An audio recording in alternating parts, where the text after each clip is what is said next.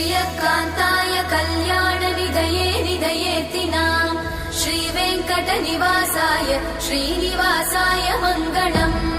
लक्ष्मी सविभ्रमालोक सुभ्रूविभ्रमचक्षुषे चक्षुषे सर्वलोकानां वेङ्कटेशाय मङ्गलम् श्रीवेङ्कटाद्रिशृङ्गाग्रमङ्गलाभरणाङ्गये मङ्गलानां निवासाय श्रीनिवासाय मङ्गलम् सर्वावयव सौन्दर्य सम्पदा सर्वचेतसां